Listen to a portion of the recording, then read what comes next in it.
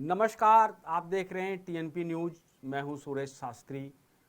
खास तौर पे हम अपने दर्शकों को ये बताने वाले हैं, कई बार लोग फ़ोन करते हैं, ईमेल करते हैं, तो वो कहते हैं कि मांगलिक मांगलिक मांगलिक।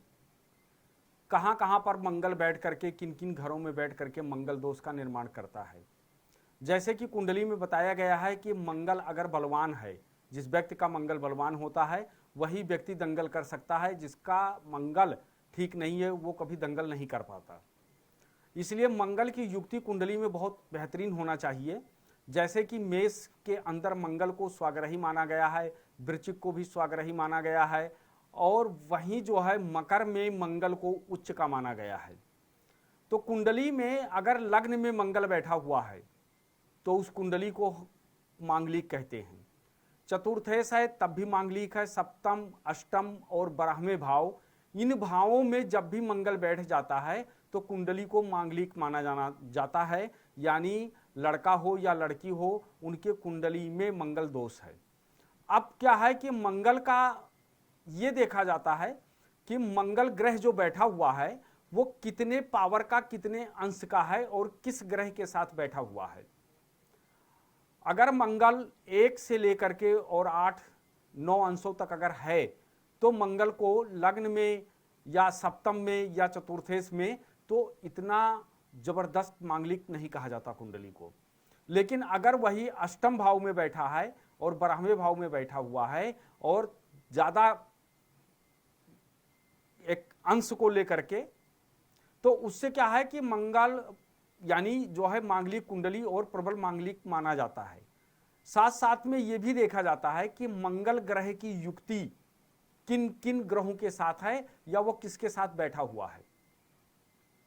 अगर वो लग्न में बैठता है मंगल, तो जहां बैठता है वहां से 4, 7 और 8 को देखता है।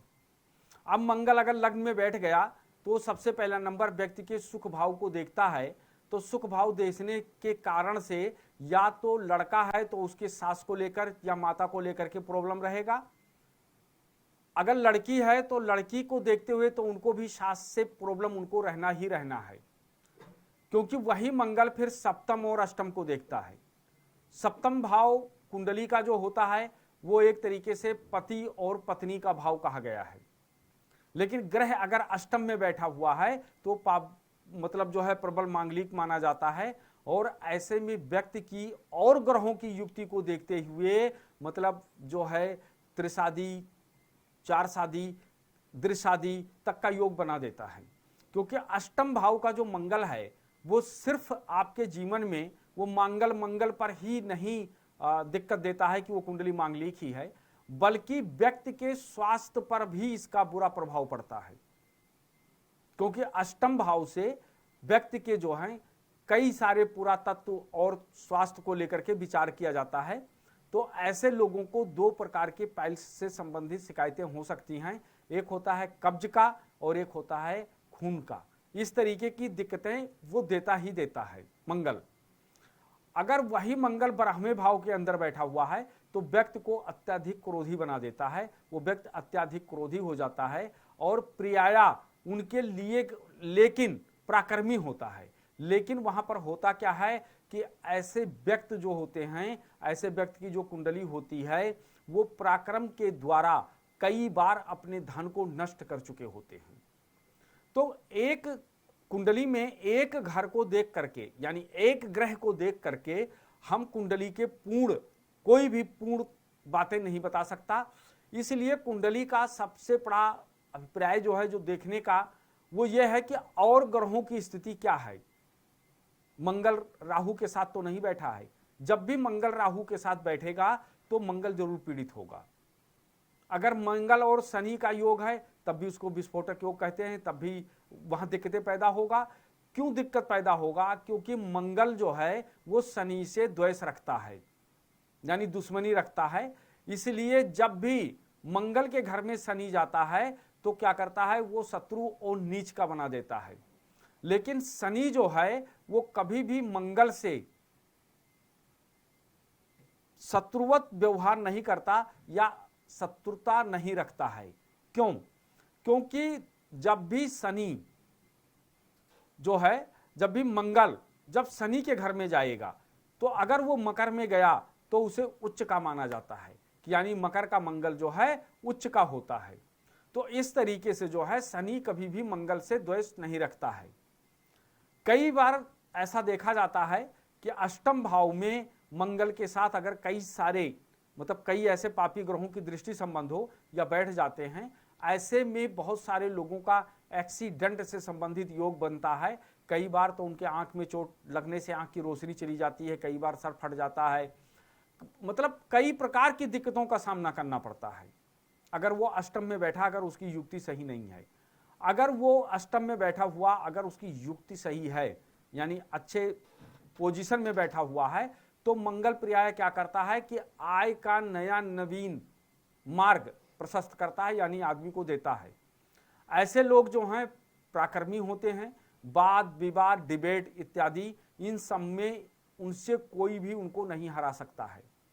अगर ये कहीं किसी वकील की कुंडली में अगर इस तरीका का योग हो जाए तो वो मतलब कुशल वक्ता हो जाते हैं, यानी वो जब भी डिबेट करते हैं किसी से, चाहे वो कोर्ट में करें या वैसे भी करें, तो उनके जो अपना पक्ष रखेंगे वो इतनी मजबूत स्थिति में रखते हैं कि उसे कोई काट नहीं सकता है।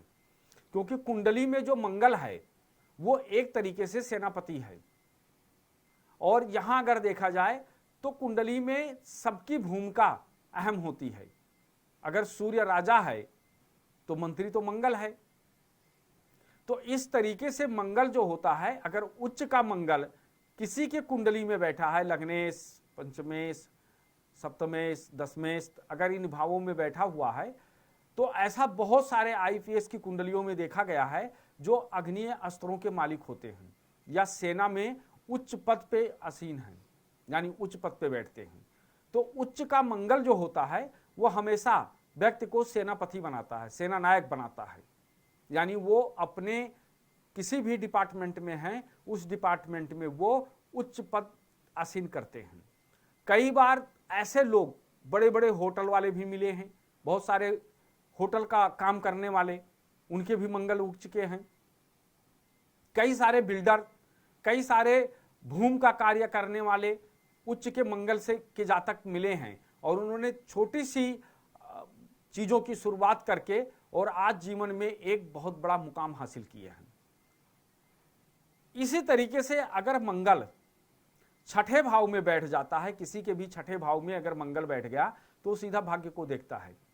ऐसे व्यक्ति को भाग्य को लेकर के संघर्ष करना पड़ता है, मेहनत करना पड़ता है, और कई बार उनका कमाया हुआ जो धन है वो नष्ट हो जाता है। किसी को कर्ज देंगे तो मिलेगा नहीं, अगर मिलने की संभावना भी होगी तो पैसा लेकर लोग भाग जाते हैं, और जिनको देना होता है उसका बहुत बड़ा सरदर्द होता है कि अमुक व्यक्ति का ले रखा हूं, जल्द से जल्द इनको निपटा दूं, जल्द से जल्द दे दूं। लेकिन जब मांगने जाते हैं तो पैसा तो मिलता नहीं है, बल्कि उनका झगड़ा हो जाता है, उनके रिश्ते खराब हो जाते हैं।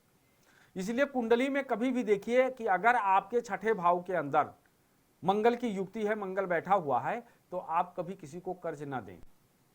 जैसा कि मैं अपने प्रोग्राम में हमेशा बताता चलता हूं कि एक ग्रहों की युक्ति से या एक ग्रह से व्यक्ति के जीवन के बारे में नहीं बताया जा सकता है जब तक कि उनकी कुंडली नहीं होगी। जब उनकी कुंडली होगी तो पूरी बातें, जैसे क्योंकि ज्योतिष क्या है, ज्योतिष एक विज्ञान है, भूत भविष्य और वर्तमान बताता है। जैसे कि हम लोग कई बार बहुत सारे ज्योतिषियों ने चैनल के माध्यम से, यूट्यूब चैनल के माध्यम से कई बार संबोधित कर चुके हैं कि हिंदुस्तान के पड़ोसी राज्यों को किस किस प्रकार की दिक्कतें झेलना पड़ेगा, और देखिए वो हो रहा है। जबकि चीजें 11 अप्रैल 2022 के बाद राहु और केतु बदलेगा, यानी अप्रैल में बहुत सारे ग्रह बदलने वाले हैं। एक ग्रह नहीं, बहुत सारे ग्रह बदलेंगे।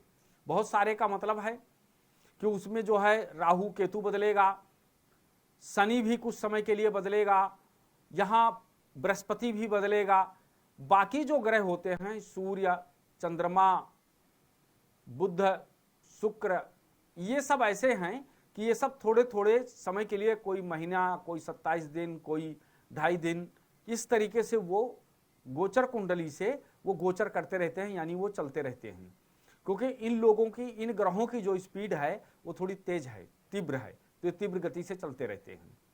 और जब गोचर कुंडली में इनकी युक्ति जब ठीक नहीं होती है, यानी इनका दृष्टि संबंध या इनका घरों में बैठना जब ठीक नहीं होता है, तो मनुष्य को कुछ ना कुछ छोटी छोटी यातनाएं मिलती रहती हैं। कई बार आप देखे होंगे, ऐसे व्यक्ति के मुंह से भी सुने होंगे कि बिना ग्रह का कांटा नहीं गड़ता। कई बार देखिए, ग्रह की युक्ति कुंडली में इतना बेहतरीन जिसके होता है, ज्यादा उच्च के भी नहीं होने चाहिए।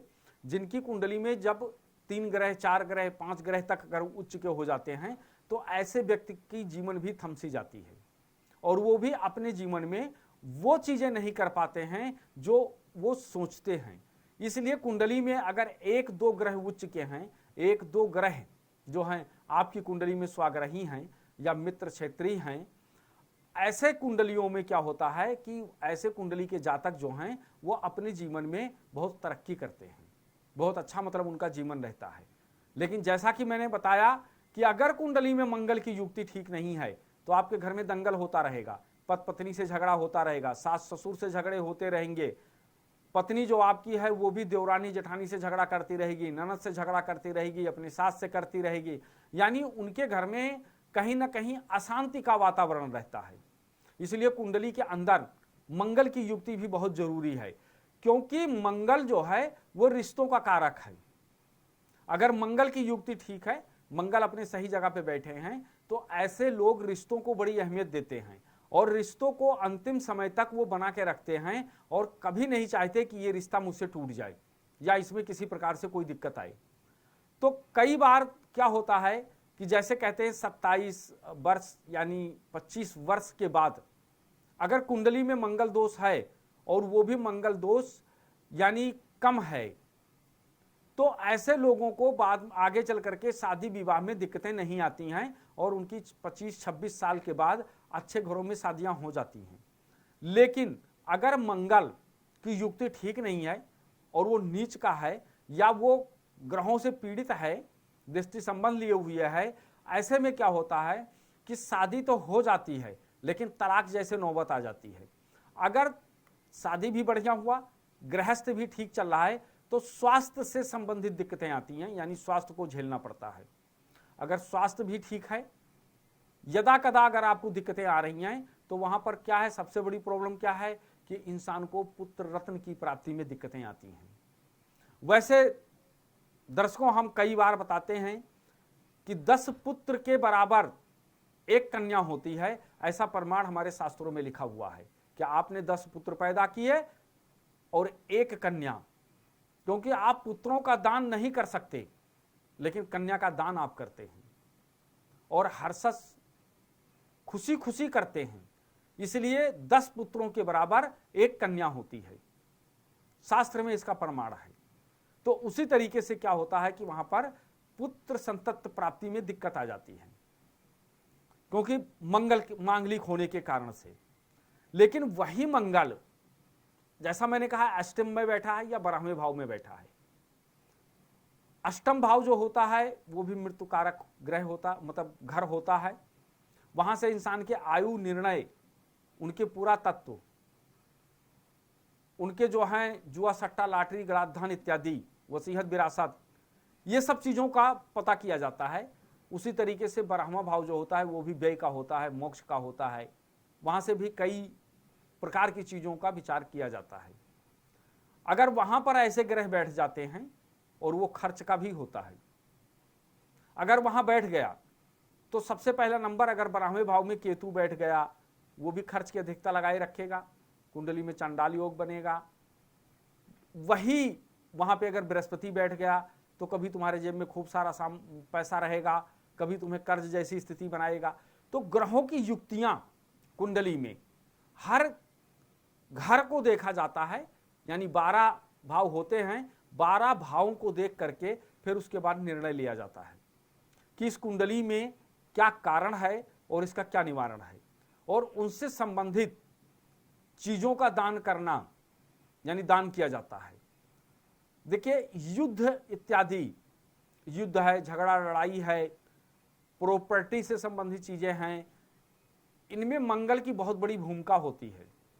जैसा कि आप लोगों ने देखा कि हम ज्योतिषियों ने पहले से ही भविष्यवाणी कर दिया था कि 2022 में क्या होगा, कैसे रहेगी विदेश की स्थिति, कैसे रहेगी विदेश की नीति, कैसा रहेगा व्यापार, ये सारी चीजों का बता दिया गया था। और आज धीरे धीरे वही हो रहा है जो हम लोगों ने बताया था।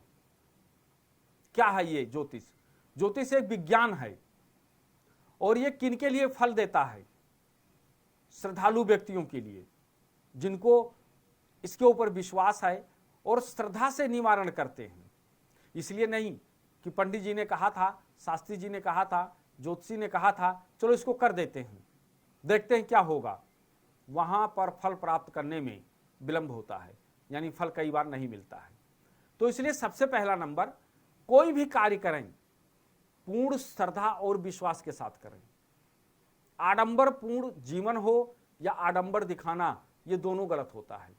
कभी भी व्यक्ति को आडंबरी नहीं होना चाहिए, दिखावा नहीं करना चाहिए उनको। तो इसी तरीके से जिस तरीके से मंगल के बारे में बताया गया कि अगर उच्च का मंगल है तो क्या फल देगा, जैसे बताया गया कि मांगलिक कुंडली कौन कौन से घर में बैठ करके कुंडली को मांगलिक बनाता है, इसी तरीके से द्वितीय भाव में अगर मंगल बैठा है तब भी दाक्षिण भारतीय पद्धति के अनुसार से उस कुंडली को मांगलिक माना जाता है। यहां पर भूत भविष्य वर्तमान बताना, देश काल परिस्थितियों को देखते हुए, अभी देश में क्या चल रहा है, विदेश में क्या चल रहा है, कोरोना जैसी महामारी बीमारी चल रही थी, अब युद्ध जैसी स्थिति बनी हुई है। तो देश काल परिस्थितियों को देख करके भविष्यवाणी की जाती है। बहुत सारे लोग कहते हैं कि जब देश की आर्थिक स्थिति ठीक नहीं रहेगी तो हमारी कुंडली में राजयोग कैसे चलेगा। हमने कहा हो सकता है आप कोई ऐसी दुकान कर दो कि जो लोगों की आवश्यकता की चीजें हों और लोग आए आपकी दुकान पे लें, खाएं, खाने पीने वाली वस्तु कोई भी चीजें हैं। इसी तरीके से जिनकी कुंडली में बताया जाता है कि विदेश यात्रा का योग है, लेकिन अभी विदेश के हालात ठीक नहीं चल रहे हैं, युद्ध जैसी स्थिति चल रही है, कौन आएगा इसमें कौन नहीं आएगा, इसमें बहुत सारी चीजें हैं। तो इन सब स्थितियों को देखते हुए भविष्यवाणी की जाती है और भविष्यवाणी साकार होती है। अभी जैसा कि बताया 11 अप्रैल तक कोई भी व्यक्ति उम्मीद ना करे किसी प्रकार से कि इन चीजों में युद्ध जो हो रहा है या युद्ध जैसी जो और देशों में स्थितियां बनी हैं, इनमें बहुत अच्छा समझौता हो जाएगा या वो मान जाएंगे। नहीं, इसमें भी दिक्कतें आएंगी, इनमें भी परेशानियां होंगी और उनको परेशानी उठाना पड़ेगा।